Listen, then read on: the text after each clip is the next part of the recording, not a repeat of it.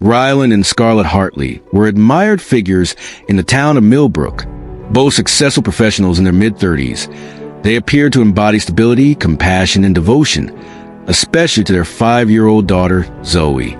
To neighbors, the Hartleys lived a charmed life. Ryland was a respected pediatrician at Millbrook General Hospital, known for his calm demeanor and dedication to children. Scarlett worked as a high school guidance counselor, praised for her warmth and empathy.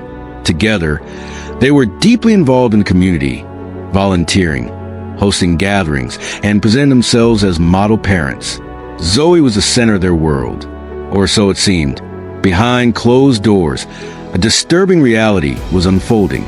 Shortly after Zoe's 4th birthday, she began experiencing unexplained health problems, persistent nausea, fatigue, dizziness, and sudden weakness. At first, her parents appeared alarmed.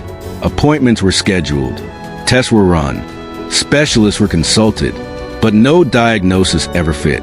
Zoe's preschool teachers noticed changes too. The once energetic child became withdrawn and quiet.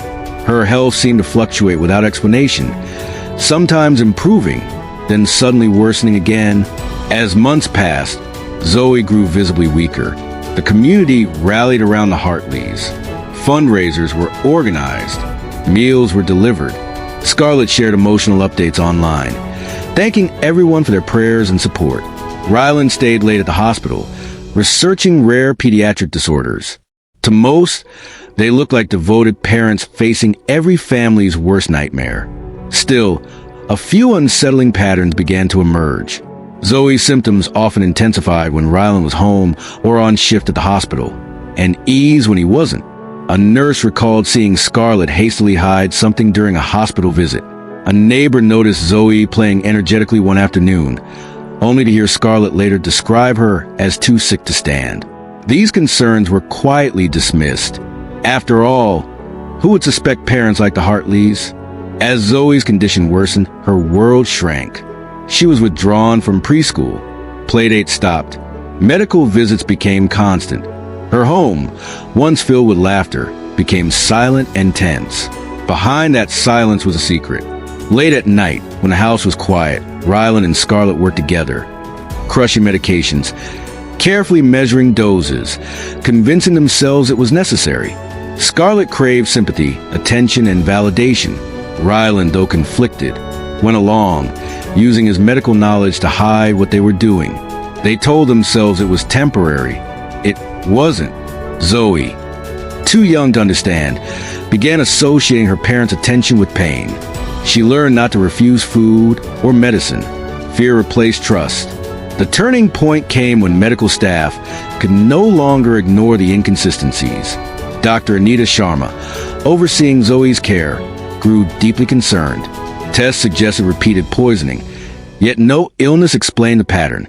A nurse finally spoke up, sharing observations that could no longer be dismissed. Child Protective Services were alerted. Detective Lionel Groves began investigating quietly. What he uncovered was alarming. Pharmacy records showed Ryland prescribing unusual combinations of medications in questionable dosages. Financial records revealed large withdrawals during Zoe's hospital stays.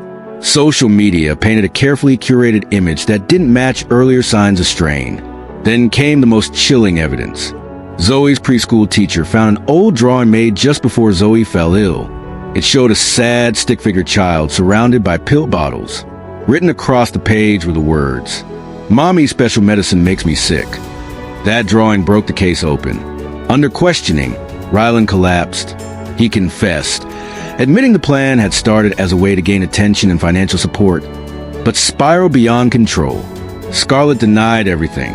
When Child Protective Services removed Zoe from home, her health began improving almost immediately. The truth was undeniable. In court, prosecutors laid out a pattern of prolonged abuse, manipulation, and fraud. Ryland testified against Scarlett in exchange for a reduced sentence. Scarlett remained defiant to the end. Both were convicted. Ryland Hartley was sentenced to 20 years. Scarlett Hartley received 30 years without parole. Zoe survived, placed with a carefully screened foster family. She slowly began to heal, physically and emotionally, learning what safety truly meant for the first time.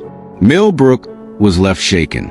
A town forced to confront the terrifying truth that even the most perfect appearances can hide unimaginable harm, and that sometimes the greatest danger lives where trust is supposed to be safest.